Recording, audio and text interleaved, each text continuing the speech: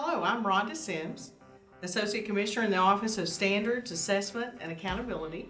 And we have some exciting future work to talk with you about. And I'm happy to say I'm joined here today not only with a partner in my work in this area, but also a friend and colleague. Well, thanks, Rhonda. I'm excited about the online testing capabilities that we have going on here.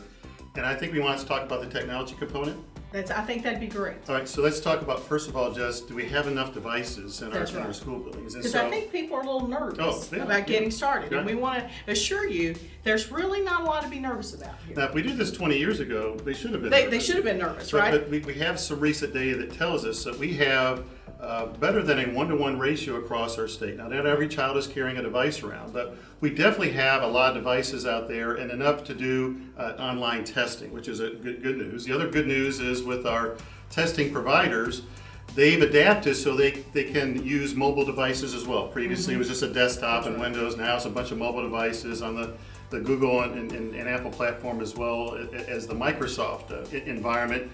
And you talk about younger grade levels, and so I'm going to give a little plug for our Student Technology Leadership Program.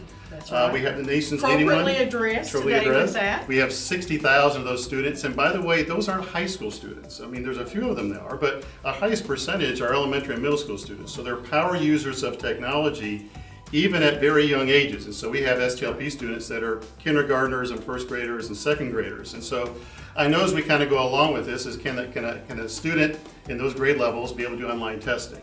And we're somewhat seeing it right now with teachers because they do a lot of daily testing and interim testing, and now we've done summative last year with the high school students. So I think that's definitely something that we think is capable going forward. That's I right. think the other question we get is, do we have enough bandwidth?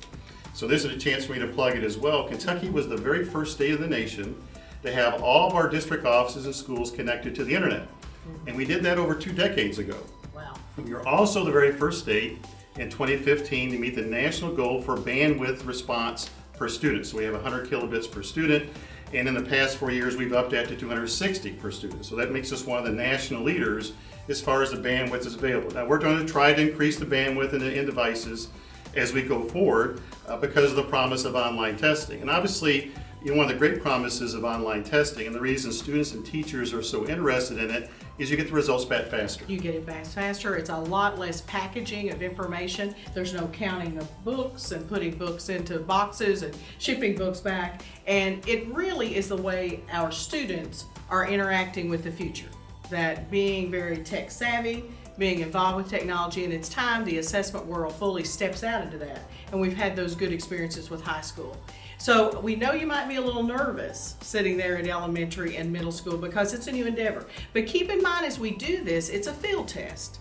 And we deliberately want to do these things because we're not only testing the items to make sure they work well and that students can engage with them, but we're testing the system and the technology. So then we can come back and say, well, what maybe do we need to be more supportive?